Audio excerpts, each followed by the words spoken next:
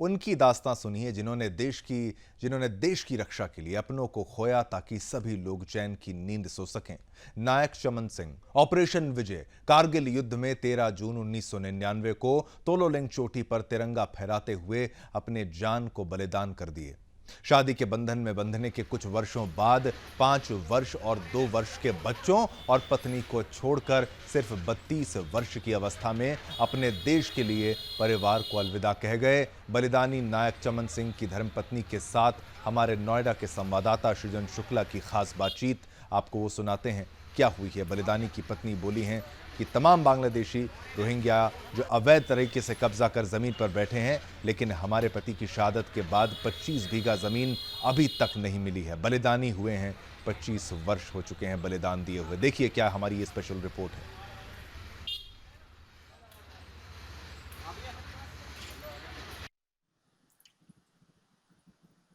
15 अगस्त 2024 को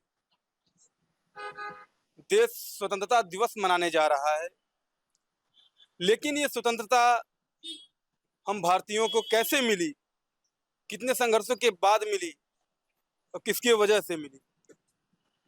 इसी संदर्भ में आज हम एक वीर बलिदानी परिवार के पास मौजूद हैं। वो है नायक चमन सिंह जी, जिन्होंने 13 जून 1999 को ऑपरेशन विजय कारगिल युद्ध में तिरंगा फहराते हुए अपने जान को बलिदान कर दिया। ऐसे में हम मौजूद हैं उनके परिवार के साथ, उनकी धर्मपत्नी के साथ।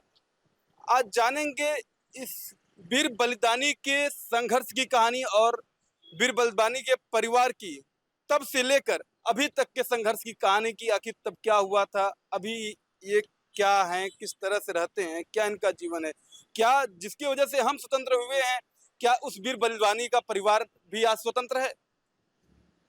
आते हैं इनकी धर्मपत्नी जी से जानते हैं। हमारे सर्वप्रथम तो सुदर्शन न्यूज चैनल पर नायक चमन सिंह जी का बहुत बहुत जो है श्रद्धांजलि, विनम्र श्रद्धांजलि अर्पित करते हुए आपसे जानना चाहते हैं कि ये पूरा संघर्ष की कहानी उनका थोड़ा सा बताइए। कैसा था, कब उनके साथ आपकी शादी कब हुई थी?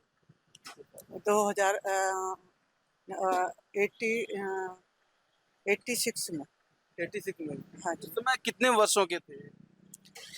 उस टाइम पे कह नहीं सकती, जी। इस बारे में ध्यान नहीं। जब शादी हुई तो ये आर्मी ज्वाइन कर चुके थे, फोर्स में जा चुके थे?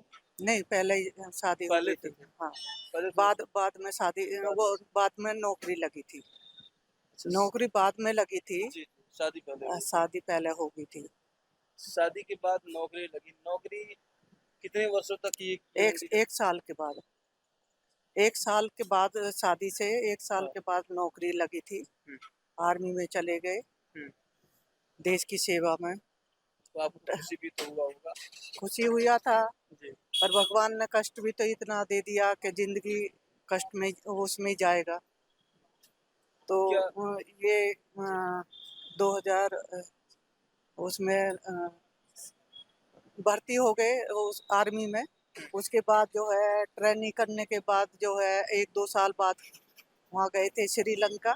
श्रीलंका में लड़ाई चल रही थी, तो वहाँ भी 2 गोली लग गई थी जब मेरे पे बच्चे नहीं थे।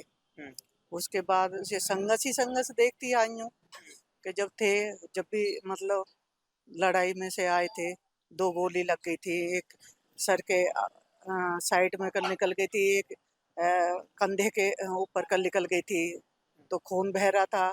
तो मेरे को हेलीकॉप्टर से वहाँ ले गए थे, पूना ले गए थे।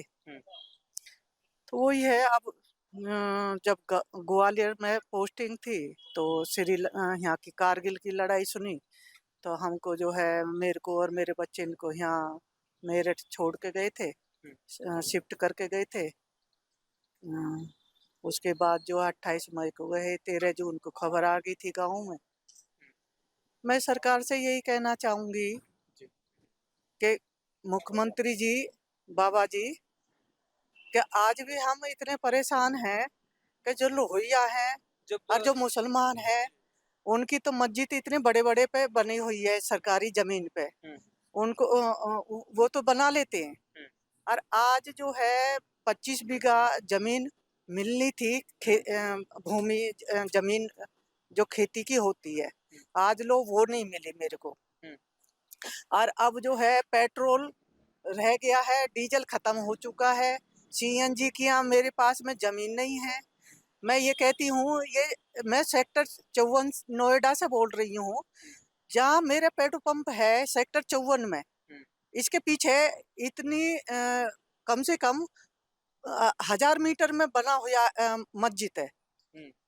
मुख्यमंत्री जी ऐसी हमारी दुख के साथ में हम कह रहे हैं, तो कम से कम हम पे ध्यान ये दिया जाए कि 1000 मीटर में तो मस्जिद बन गई है, कोई खरीदी नहीं जमीन, मस्जिद बन गई है।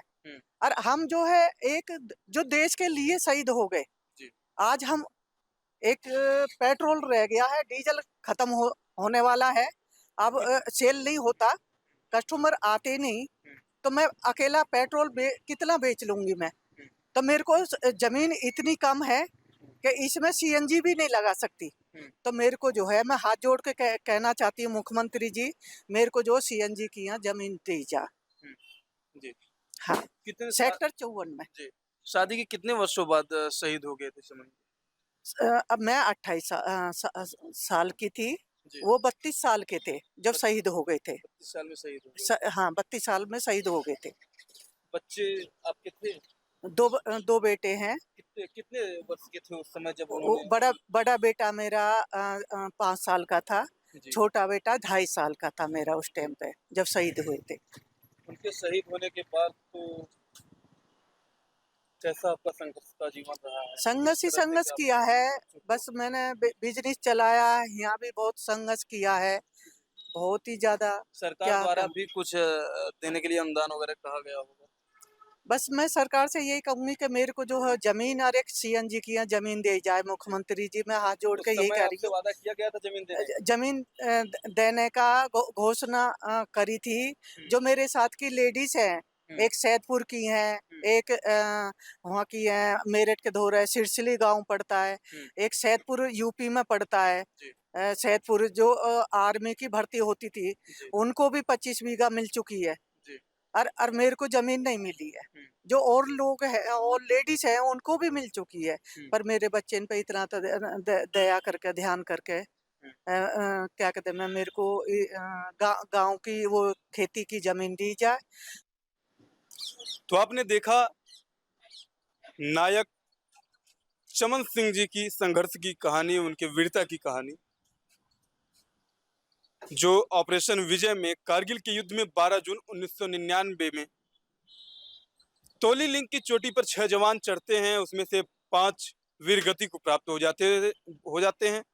उसमें से एक थे हमारे जाबाज जवान नायक चमन सिंह जी।